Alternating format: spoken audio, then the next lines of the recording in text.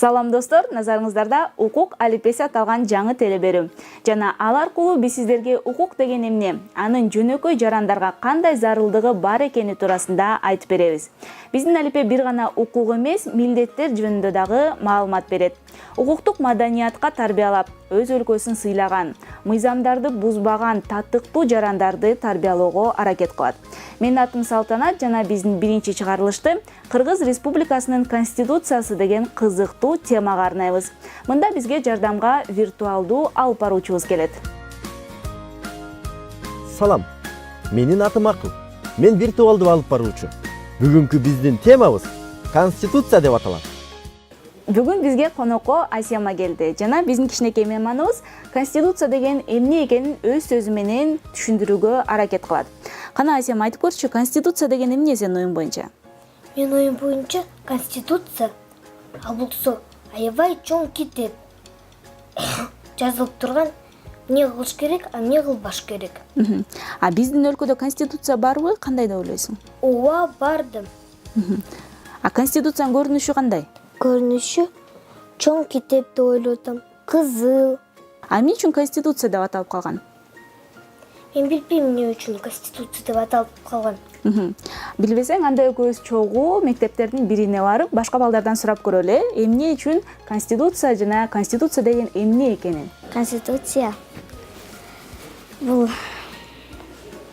Мен аны ойлойм, мындай башкача бир нерседей мыйзам да бул. Бир нерсе күчтүү деп ойлотум да. Конституция ал өлкөнүн негизги мыйзамы. Конституция бул Кыргызстандын чыгарган закон. Бул Конституция бул мыйзам. Мыйзамды болсо бул депутаттар жазат. Китепке баракка жазып, аны президентке көрсөтүшөт. Конституция бул мыйзамдын эң негизгиси. Кыргызстандын тарыхтары жөнүндө жазылган деп ойлойм. Кызыл же болбосо жашылга деп ойлойм. Анткени кызыл менин жакшы көргөн түсүм, дүйнөдөгү элдин баары кызыл түстү жакшы көрүшөт. Конституция бул бир мындай спор болуш керек. Коркунучтуу сөздөр болот да. Мен элестеп атам, күрөң свет. Мынакей Асема, экөөбүз ар кандай жоромолдорду угуп келдик, Сага ушул балдардын жооптору кызык болдубу? Ооба, кызык болду. Асема, айтсаң, силердин үйүңөрдө кандайдыр бир тартип же эрежелер барбы? Ооба, бар. Кандай эрежелерди карманасың сен?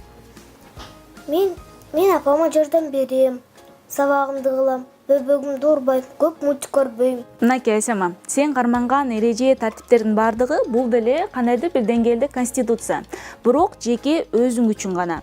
Биздин өлкөдө болсо ар кандай жарандар жашайт, көптөгөн жарандар жашайт жана алардын ар бирине өзүнчө тартип жана эрежелердин болушу мүмкүн эмес. Ошондуктан илгери адамдар баардык мыйзамдарды чогултуп туруп бир китепке киргизип койгон. Ал биздин өлкөдө азыр башкы документ болуп саналат. Баардык эрежелерди сактанган адамдар кадырлуу жана тартипти сактаган жарандар болуп эсептелет. Биз кайсы документ жөнүндө сөз кылып атабыз? Конституция. Азаматсың, Асема. Бизге эми Конституция жөнүндө кененирээк дагы биздин виртуалдуу алып баруучубуз Акыл айтып берет. Ар бир өлкөнүн өзүнүн конституциясы бар. Анда адамдын негизги укуктары жана милдеттери жазылган. Ошондой эле мамлекеттин негизги тартип, эрежелери камтылган. Конституцияны кабыл алууда ар бир жаран катышат. Башкача айтканда, ага добушун берет. Ал үчүн өлкөдө шайлоо болуп өтөт. Балдар, силер канчанчы жылы биринчи конституция кабыл алынганын билесиңерби? 5 май 1993 жылы. 1993 жылы 5 майда кабыл алынган. 1993 жылы Конституцияны майрамдаган күнү 5 май. 1993 жыл 5 май. Кыргыз Республикасынын алгачкы конституциясы кабыл алынган күн 5 май 1993 жыл. Конституциянын кандай нормаларын билесиңер? Конституцияда адамдардын укуктары корголот. Бизде билим алууга, дарыланууга, сөз айтканын сүйлөгөнгө укуктарыбыз бар, жана ошондой эле милдеттерибиз бар. Ар бир адам өзүнүн милдеттерин дагы, укуктарын дагы билсе, биздин өлкө өнүгөт. Ар бир адам билим алууга укугу бар, энергине, Экинчиден ар бир адам өз оюн айтып билдирип адамдарга укугу бар. Конституцияда адамдын укугу жөнүндө жана эркиндиги жөнүндө жазылган. Эч ким менен урушпай, өзүңдү дагы жакшы кармап жүрүш керек, бирөө сөгүнбөш керек, жаман сөз бирөөгө айтпаш керек. Кыргызстандын көз карандысыз болгонуна 23 жыл толуп, бул арада Конституцияга ар кандай өзгөрүүлөр киргизилип жатты. 2010 жылдын 27 июнунда кыргызстандыктар өлкөнүн негизги документинин жаңы редакциясын жактырышкан. Биздин жаңы Конституция 9 бөлүмдөн жана 14 беренеден камтылган. Ал беренелердин бардыгы мамлекеттин жана жарандардын мыйзамдык милдеттерин тескейт. Мына эми биз Конституция деген эмне экенин билип калдык, Бул жөн гана китеп эмес, бул өлкөбүздүн мыйзамдуу пайдубалы. Эгерде биздин өлкөдө Конституция болбосо эмне болот эле? Конституция болбосо кишилер өзү менен согушмак, урдам, машиналар болсо ар бири Сүзүшмөккө, башаламандык орун алмак, Ушул эле суроону биз башка балдарга дагы берип көрдүк. Конституция жок болсо эчтеке болбойт болчу деп. Башка мамлекеттерден башкача айтканда артта калмакпыз. Конституция менен жашайбыз.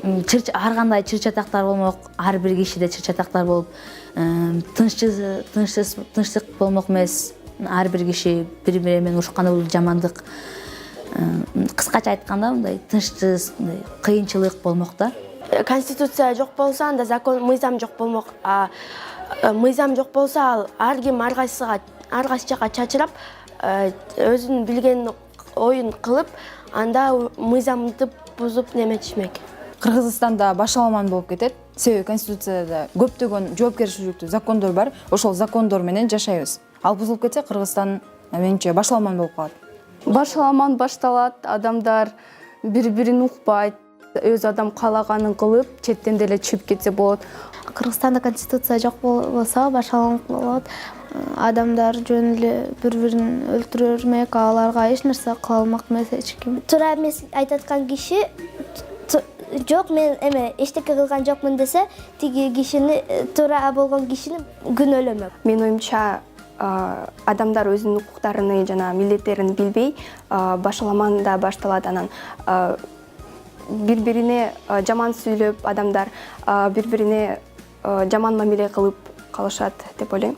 Конституция кандай зарыл экенин эми түшүндүңөр. Анткени адам, кадыр бар, укук, эркиндик, анда негизги эрежелер жана беренелер камтылган. Аларсыз биздин жашоону элестетүүгө мүмкүн эмес. Конституция болгон үчүн мен мамлекеттин келечегине салым кошууга мүмкүнчүлүгүм бар. Менин мамлекетим жана конституциям менин эркиндигимди жана ар намысымды камсыз кыларын так билем. Конституция бар болгон үчүн мен жана башка балдар мектепке келип билим ала алат.